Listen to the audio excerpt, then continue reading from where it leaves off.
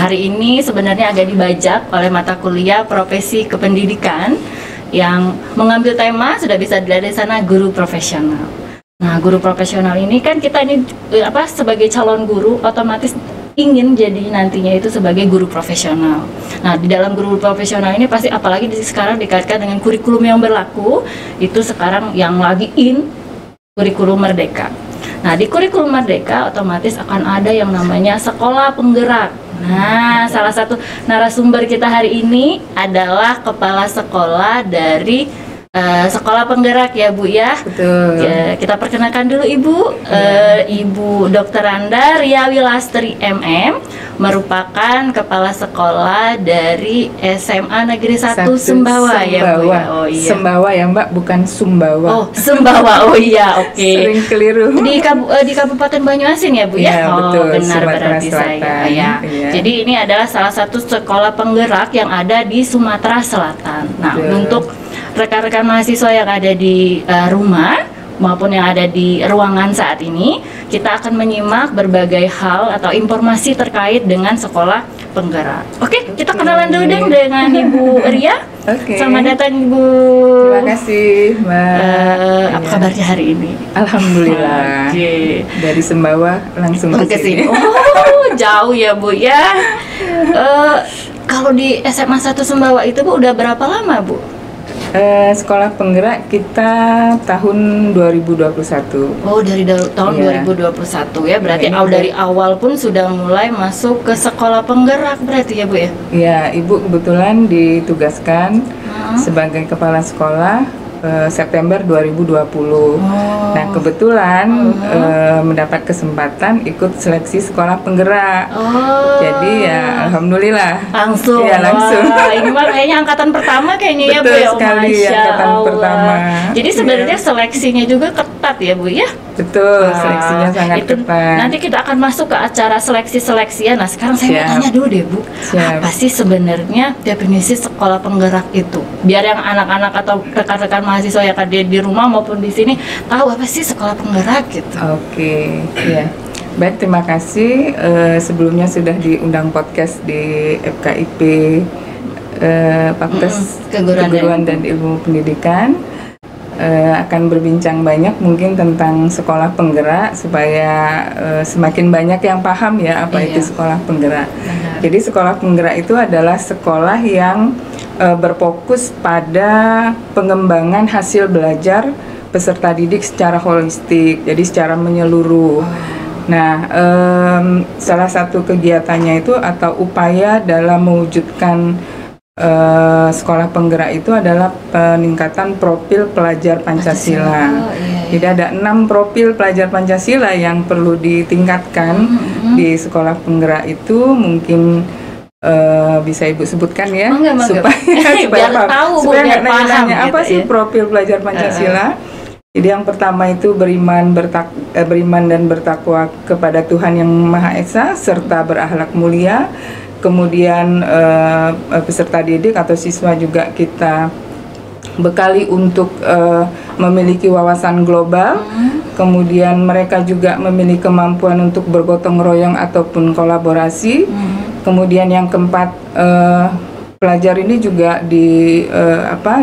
diharapkan mereka mampu mandiri, kemudian bernalar kritis, dan tentunya yang terakhir adalah kreatif. Nah, itulah yang akan kita kuatkan di sekolah-sekolah penggerak.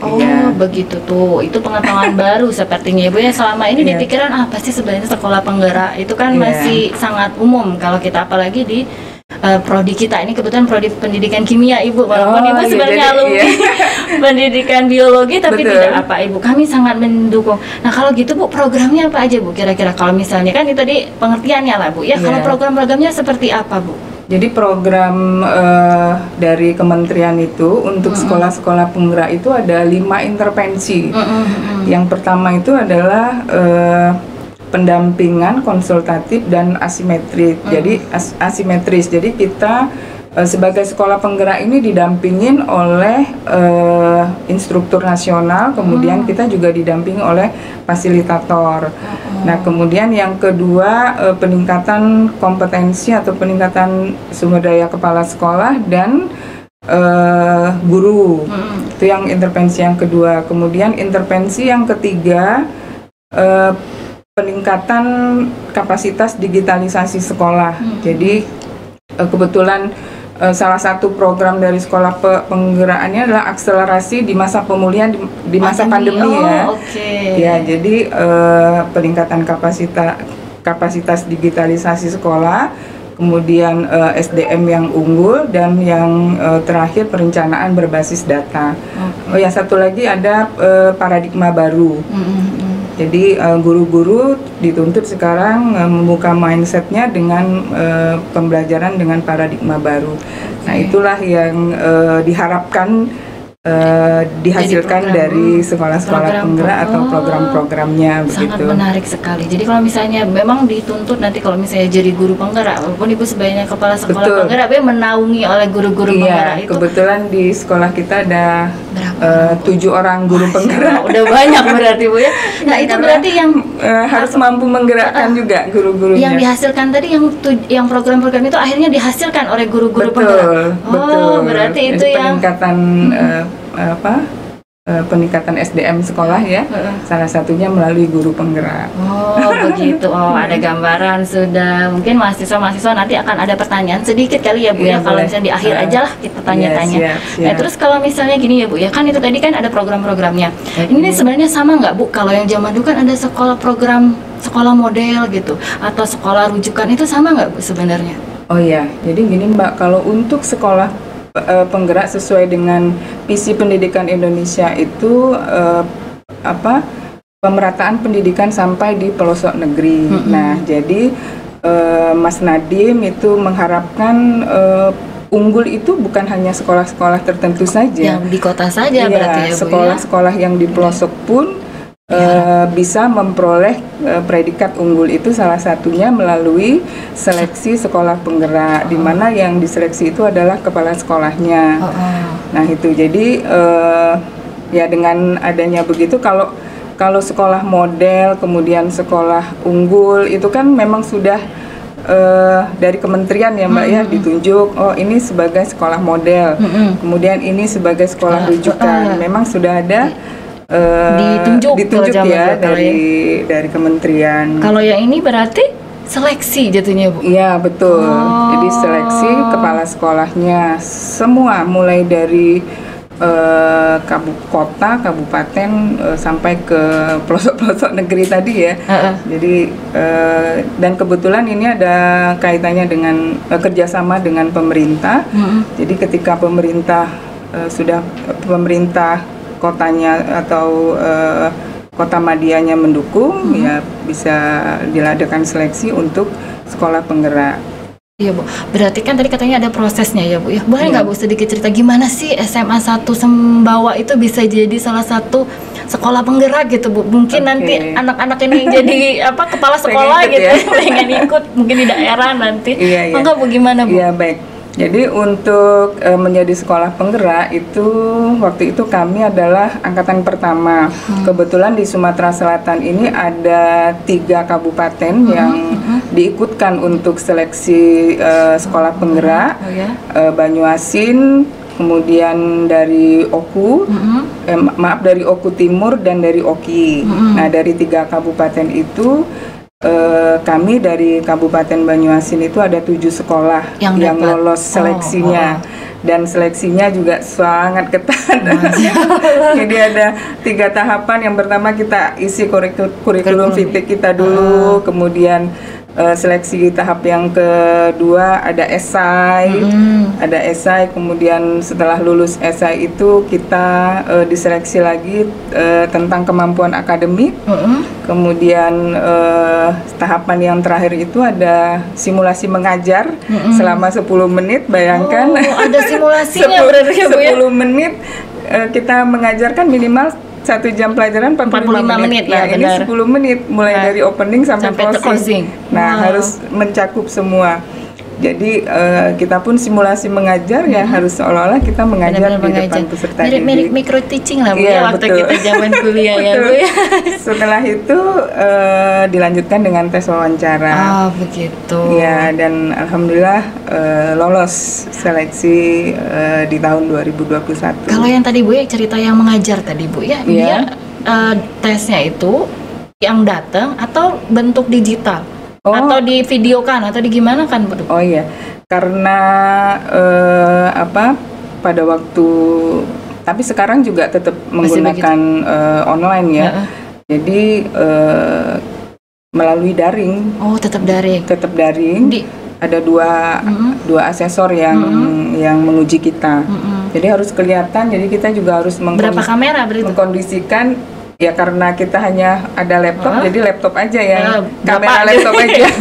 Oh begitu. Kamera laptop aja. Jadi mengajarnya juga langsung nanti langsung dilihat. Iya. Oh, bukan yang kayak di YouTube kan dulu enggak ya Bu? Enggak. Oh langsung. Jadi langsung kita begitu ya berbagai trik lah. Iya. Kebetulan waktu itu Ibu menggunakan media TV ya, jadi menggunakan PPT-nya itu melalui TV. Iya.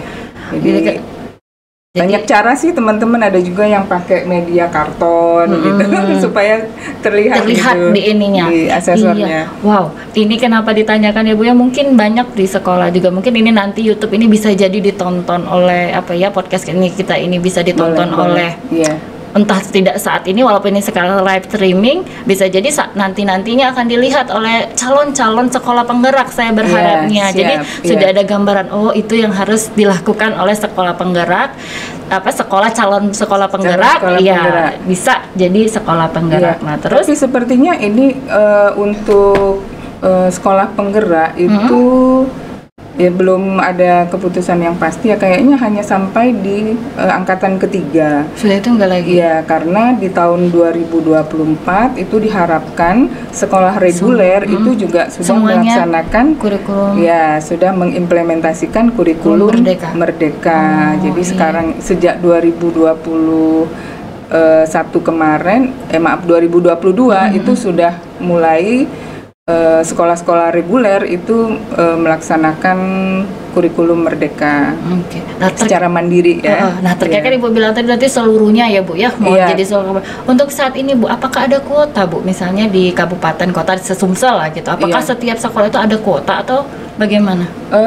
Untuk kuota sepertinya tidak ada karena memang ini mandiri.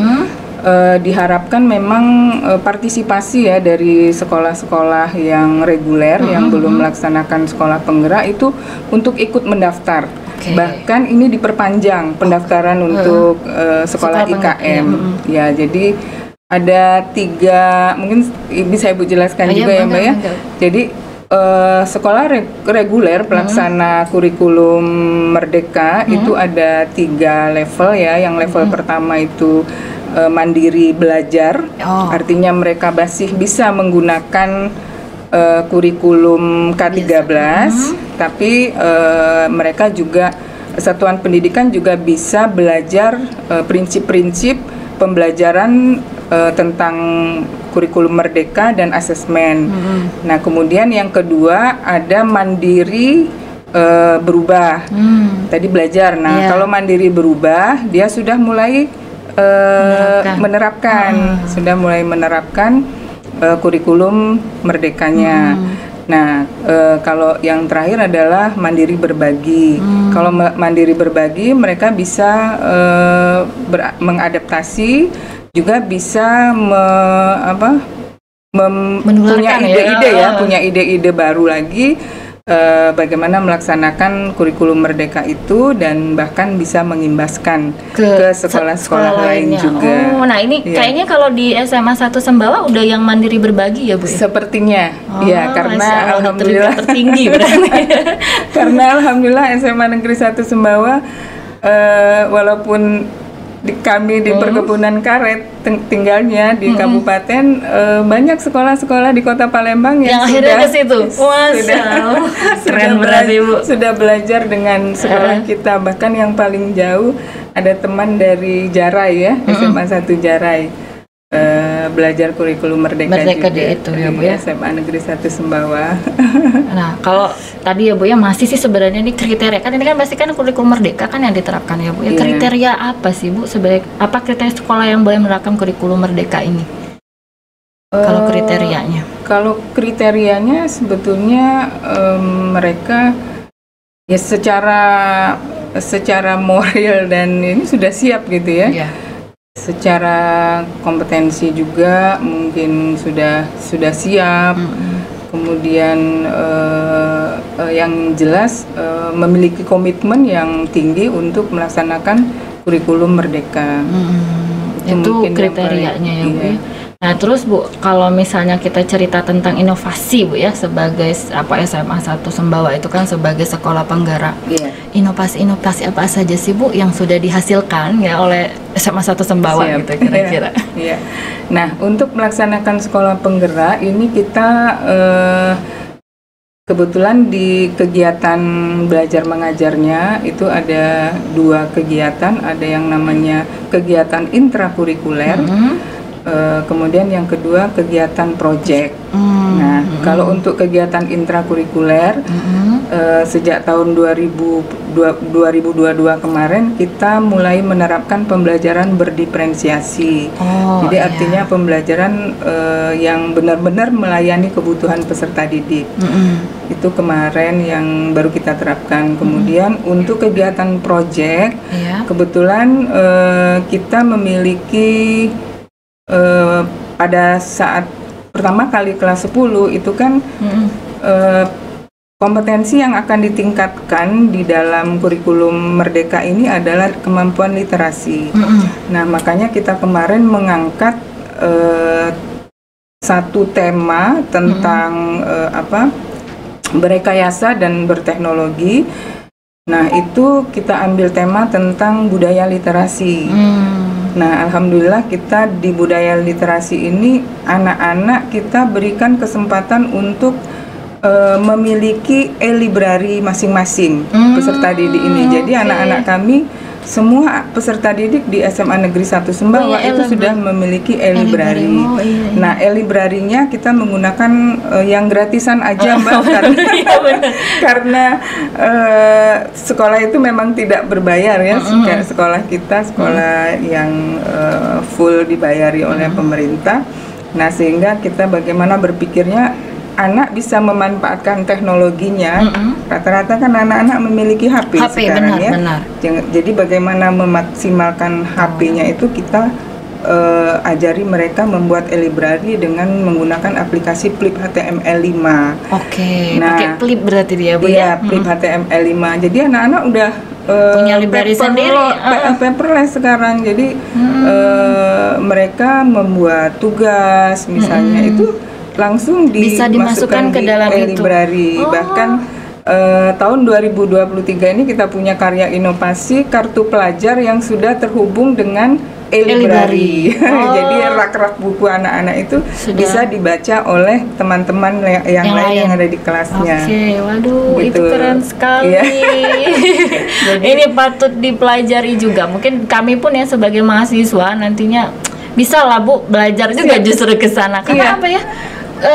Untuk ke sekolah penggerak gitu untuk informasi-informasi sekolah penggerak yang kita tahu ya cuma dari YouTube informasi itu juga kadang mahasiswa masih agak sungkan mencarinya. Tapi kalau misalnya bisa lihat secara langsung bagaimana program-program sekolah penggerak misalnya ya Bu ya. Nanti kita undang mereka atau mungkin ada mata kuliah lainnya nanti justru akan hadir Bu, bukan menghadirkan. Akan hadir ke SMA 1 Sumbawa. Bisa kita berkolaborasi Iya Bu. Jadi kita juga punya istilahnya kunjungan lah Bu. Kemudian tema yang lain juga ada Mbak. Tema-tema yang lain itu kita menjadi sekolah adiwiyata juga. Jadi ada satu tema juga di project P5 itu tentang gaya hidup berkelanjutan. Nah, jadi anak-anak kita juga kita bekali bagaimana mereka berperilaku hidup bersih dan sehat. Jadi dengan adanya kegiatan PHBS tadi, perilaku hidup bersih dan sehat tadi, Ya alhamdulillah itu mengimbas ke sekolah kita, dan tahun 2022 kemarin sekolah kita menjadi sekolah adiwiyata tingkat provinsi. Masya Allah, aduh, jadi imbasnya banyak benar. Jadi benar. Sekolahnya makin bagus kalau sudah mengikuti misalnya jadi sekolah penggerak ya Bu ya. Iya, kebetulan yang di sekolah kita itu ada pemanfaatan bank sampah. Jadi anak-anak sudah memiliki profil pelajar Pancasilanya tadi sudah terlihat di anak-anak. Jadi karakter kreatif dan inovatifnya. Jadi mereka bisa mendesain dari sampah-sampah bekas itu untuk menjadi barang yang bisa dimanfaatkan. Kemudian tema yang ketiga itu kita juga mengambil tema kewirausahaan. Nah, kewirausahaan ini kenapa berpikirnya supaya anak-anak ini nanti kita bekali dengan life skill mereka, karena anak-anak kita ini pada umumnya lulusannya itu jarang yang mau kuliah. Jadi jadi mereka tamat SMA pengennya kerja cari gitu, uang gitu ya Bu ya. Nah, jadi kita bekali juga mereka keterampilan-keterampilan.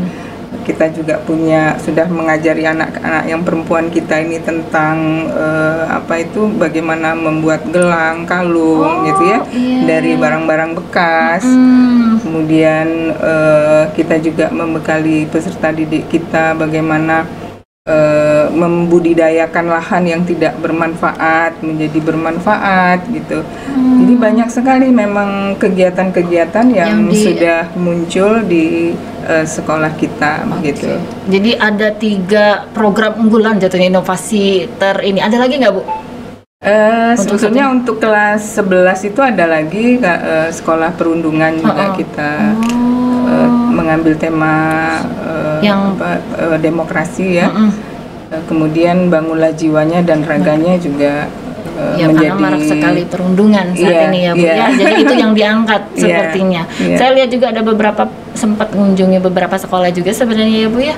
Ya gitu. Jadi banyak ditempel di sekolah-sekolah itu tentang bagaimana yang tidak baiknya kalau perundungan. Betul, apa jaga jenis-jenisnya suka begitu. Karena kan memang harus menghapus 3 dosa besar pendidikan Mbak ya. Yang pertama itu perundungan, kemudian yang ketiga kekerasan seksual, dan yang ketiga intoleransi. Jadi itu memang harus selalu disosialisasikan kepada siswa, karena dunia ini sudah sangat berkembang, tontonan juga banyak. Jadi moral-moral, pesan-pesan moral itu harus kita sampaikan setiap saat kepada itu juga yang saya rasakan sebagai seorang ibu. Jadi kayaknya misalnya kalau sudah ada hal-hal seperti itu, jadinya kayaknya agak tenang menitipkan anak di sekolah-sekolah. Berarti betul. Untuk dia di sekolah penggerak itu pun ada program-program sendiri ya Bu ya, inovasinya. Iya, kebetulan semua udah berjalan dengan baik di sekolah. Masya Allah. Nih Bu, kalau yang udah tadi, untungnya jadi sekolah penggerak itu apa sih Bu? Kan kita mau tahu nih, udah ya jadi sekolah penggerak begini-begini, sebenarnya ada untungnya nggak sih gitu? Sebenarnya berpasang untung.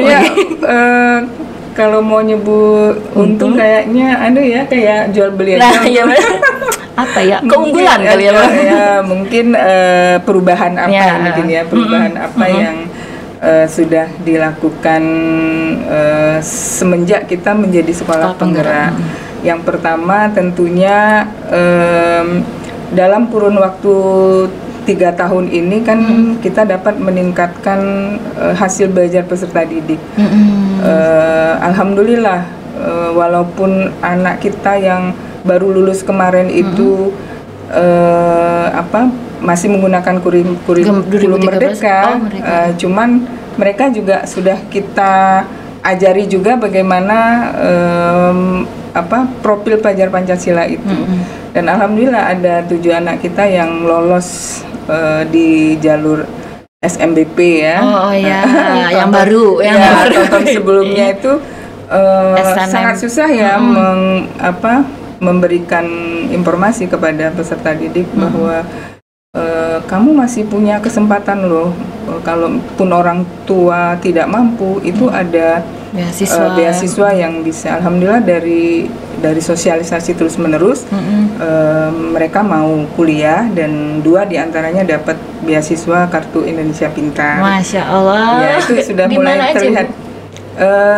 Ada di Unsri, di Politeknik, kemudian di UIN dan ada juga di Lampung. Masya Allah. Ya. Itu imbasnya kayaknya Bu ya, keuntungan dari itulah peningkatan itu hasil belajar dalam kurun waktu 3 tahun, kemudian peningkatan kompetensi kepala sekolah tentunya saya rasakan ya, Mbak ya, saya rasakan karena betul-betul ada pendampingan. Kalau sekarang ini sudah lebih terfokus pada balai guru penggerak. Nah, jadi kami sebagai kepala sekolah penggerak itu selalu didampingin, ditanya kendalanya apa ya pelaksanaan sekolah yang ada di sekolah, kemudian kendala yang harus diberikan itu solusinya bagaimana untuk mengatasi kendala. Jadi memang pendampingan itu sangat kami rasakan manfaatnya untuk peningkatan kualitas SDM, kepala sekolah dan guru-guru. Kemudian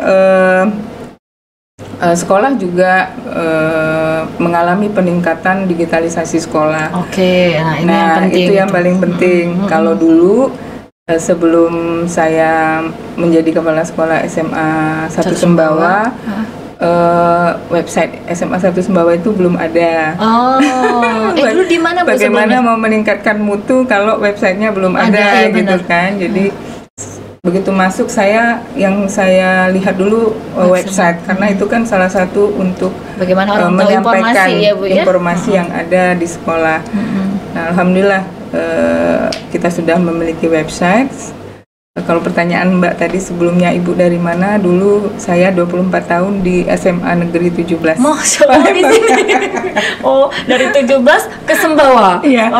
Nggak apa-apa Mbak. Mungkin ada sisi langit malam yang membutuhkan. Tapi mungkin ini Bu, kalau saya ambil hikmahnya kalau kita bilang dari SMA 17 pindah ke SMA 1 Sembawa, tapi membawa perubahan di SMA tersebut gitu, yang mungkin Allah menggerakkannya ke arah sana Bu.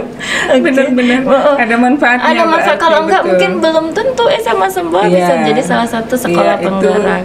Itu ada quote saya Mbak ya, waktu pertama kali diangkat ada tulisan saya, dan itu yang sampai sekarang saya pegang. Boleh tahu nggak? Boleh. Mungkin bisa jadi quote mereka juga. Inspirasi. Iya. Apa Bu kira-kira?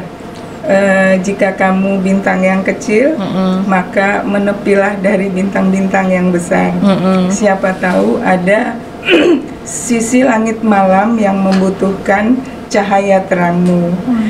Hakikat hidup itu tidak perlu menjadi hebat, cukuplah menjadi manfaat. Masya Allah, saya merinding loh.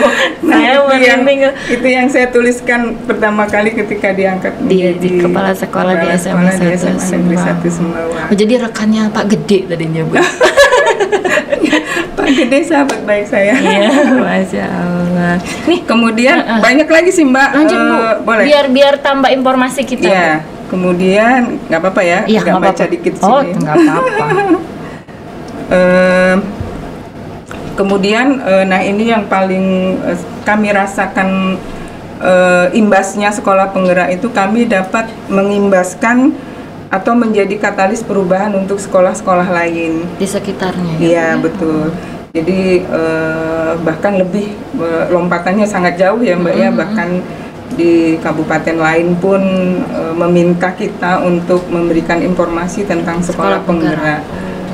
Banyuasin, kemudian di daerah kita sendiri Banyuasin, Kota Palembang maupun di Musi Banyuasin. Deket-deket ya Bu. Iya, jadi lintas kabupaten, bahkan sampai ke Jawa Timur pun juga pernah meminta informasi kepada kita. Jadi itu yang luar biasa, kesempatan menjadi katalis perubahan. Kemudian percepatan pencapaian profil pelajar Pancasila.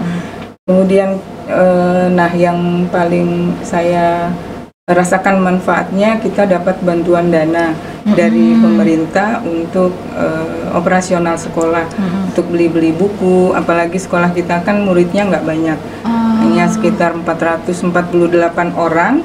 Nah, dengan adanya bantuan tambahan dana dari pos kinerja itu bisa sangat membantu untuk perbaikan sarana prasarana sekolah, perpustakaan, kemudian sarana olahraga, sehingga sekolah menjadi lebih nyaman untuk peserta didik. Gitu. Semoga habis ini Bu, peserta didiknya makin bertambah gitu ya. Mudah-mudahan ini. Jadi hari ini baru PPDB. Oh, mulai PPDB sekarang. Sudah Mbak, tahun kemarin alhamdulillah nambah 1 kelas. Mudah-mudahan tahun ini nambah lagi. Amin.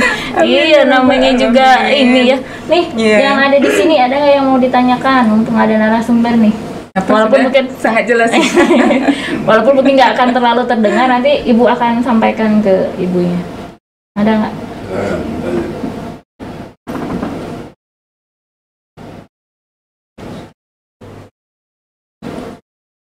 Ada nggak? Nggak apa-apa. Mumpung ada narasumber loh. Belum terpikirkan. Oh. Kayaknya udah ada, cuma takut jawab ya. Mungkin ini Bu, jadi Shirley. Ya ini, Rici, mangga Ci. Turun boleh. Biar kelihatan. Dari yang sudah dijelaskan tadi kan dari Ibu Rianya juga tadi kan. Iya. Sudah mengalami katanya dulu sebelum ada Ibu datang ke SMA 1 Sembawatu. SMA 1 Sembawatu belum terlihat lah dari ke SMA lain. Bahkan Ibu juga nyari-nyari di mana ya SMA 1 Sembawatu. Sekarang kan kalau udah masuk jadi sekolah penggerak itu udah bisa dikenal oleh sekolah lain. Nah, itu untuk merubah dari sebelumnya yang enggak terlihat oleh sekolah lain atau tidak terlihat oleh kita sendiri itu menjadi yang terlihat, itu tantangannya itu apa aja? Bukan apa-apa jadi apa-apa gitu. Bukan apa-apa jadi apa-apa. Siapa namanya? Bagus pertanyaannya. Rici, Bu. Wakil teman-teman semua. Rici ya. Iya. Rici. Iya. Ya, pertanyaan yang sangat bagus. Sama dulu Ibu juga nyari alamat SMA 1 Sembawah mana ya gitu ya. Nyari di website yang muncul data Dapodik gitu kan. Jadi makanya berusaha bagaimana caranya SMA Negeri 1 Sembawah ini bisa dikenal. Yang pertama tadi kita bangun dulu website sekolah. Benar. Karena itu merupakan bagian yang paling penting dari sekolah ya. Dan alhamdulillah sampai saat ini masih aktif itu. Bukan hanya hanya berhenti di sana gitu ya. Kemudian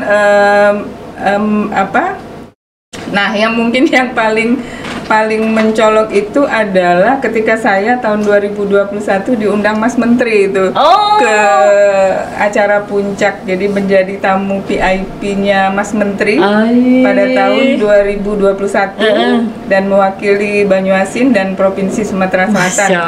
Satu-satunya kepala sekolah penggerak seluruh Indonesia yang diundang ke acara puncak peringatan Hari Guru. Karena semua berdasarkan rekam jejak digital ya. Kebetulan mungkin penilaian dari kementerian itu Ibu mampu menggerakkan guru-guru untuk aktif di SIM PKB. Oh iya. Jadi waktu itu ada kegiatan asesmen nasional, guru-guru semua lulus dari 27 guru itu kami itu semua lulus ikut di SIM PKB itu asesmen nasional. Dan bukan itu saja, banyak sekali rekam jejak digital yang sudah yang dikirimkan ke saya waktu itu. Ternyata kita dipantau ini gitu ya, dari bukan hanya kita bekerja itu ternyata ada pemantau ya Bu. Dari terutama dari rekam jejak digital. Iya. Mungkin dianggap memiliki kemampuan untuk menggerakkan guru-guru. Nah, jadi dengan adanya itu langsung terangkat ya SMA Negeri 1 Sembawah. Akhirnya lumayan terkenal Sumatera Selatan. Iya, kemudian kita juga banyak video-video. Jadi informasi melalui media itu sangat membantu untuk menyampaikan apa saja yang sudah dilakukan di SMA Negeri 1 Sumbawa.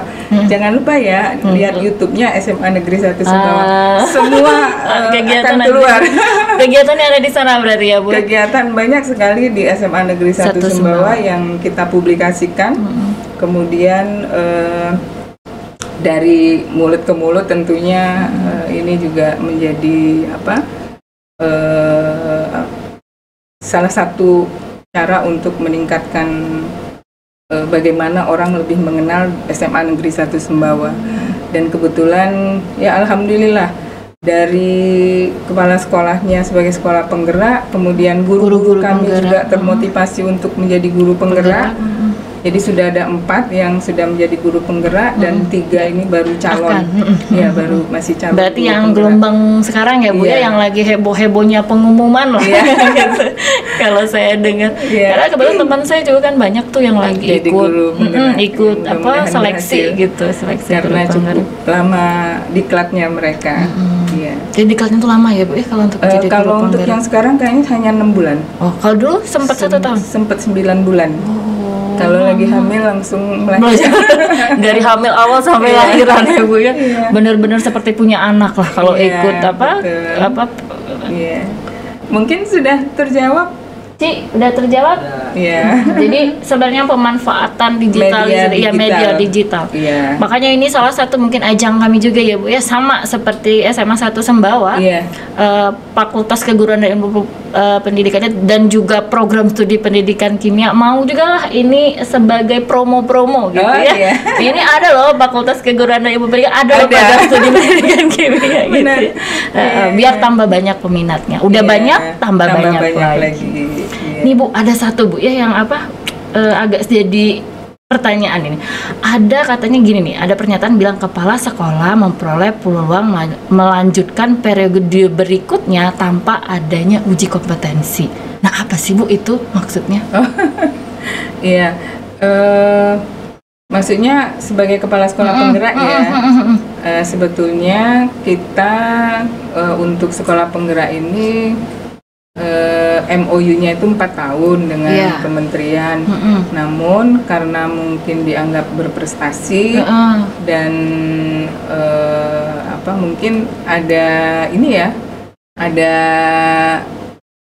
penghargaan lah mungkin dari pemerintah untuk kepala sekolah penggerak gitu. Oke, ya udah. Ini ada lagi nggak yang ingin ditanyakan nih? Kalau yang di rumah saya nggak bisa lihat. Kalau yang di sini aja masih ada nggak kira-kira?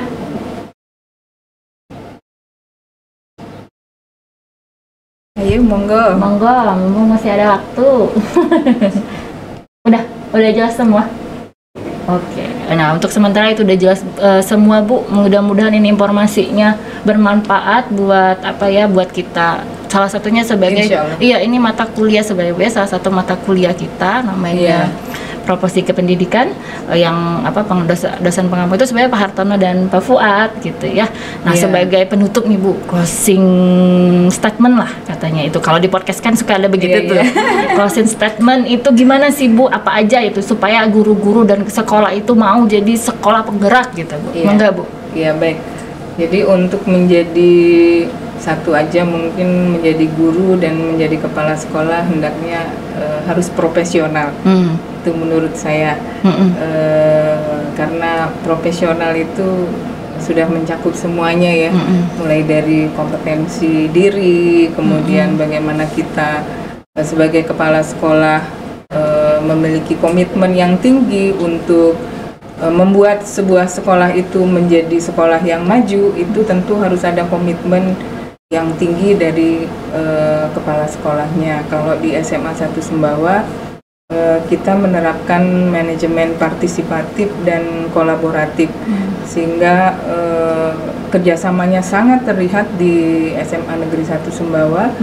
Kepala sekolah itu tidak bisa berdiri sendiri tanpa adanya bantuan dari stakeholder yang ada di sekolah tersebut. Masya Allah. Aduh, terima kasih banyak Ibu Ria atas sama-sama. Kehadirannya itu tadi bincang-bincang kita tentang sekolah penggerak. Boleh tambahan lagi Mbak? Mangga Bu. Mungkin memotivasi teman-teman kepala sekolah yang saat ini belum mendaftar sebagai sekolah pelaksana IKM Mandiri, silakan mendaftar. Kami sebagai sekolah penggerak siap membantu Bapak Ibu apabila ada kesulitan dalam melaksanakan kurikulum Merdeka, baik itu dari pembelajaran intrakurikulernya maupun kegiatan proyek. Oke. Terima kasih banyak Ibu. Iya, sama-sama. Harapan saya juga, saya sebagai host juga mengharapkan ini menjadi informasi penting bagi mahasiswa, rekan-rekan mahasiswa baik yang ada di sini maupun yang ada di rumah. Kemudian juga berharapnya nanti ini ditonton oleh banyak orang. Salah satunya mungkin sekolah-sekolah yang ada di Sumatera Selatan, mungkin juga di Indonesia yang saat ini menuju program sekolah penggerak, mendapatkan ilmu dari apa yang kita sampaikan pada hari ini. Mudah-mudahan menjadi motivasi Amin. Untuk mahasiswa juga ya. Iya, sebagai salah satu nanti calon guru profesional. Nanti setelah ini kita lanjut PPG supaya jadi guru profesional. Iya, betul. Ya udah, itu saja dulu. Terima kasih banyak Ibu Ria udah bersedia hadir di siang hari bulan puasa di Fakultas Keguruan dan Ilmu Pendidikan. Main-main lagi Bu sebagai alumni di fakultas kita. Ada kata-kata yang kurang berkenan. Saya juga mohon maaf kalau ada kata yang tidak berkenan. Oke, kita tutup dulu untuk ini adalah sesi pertama dari wawancara kita. Nanti ada sesi 2 dan sesi 3 kita lanjutkan setelah yang satu ini. Assalamualaikum warahmatullahi wabarakatuh. Waalaikumsalam.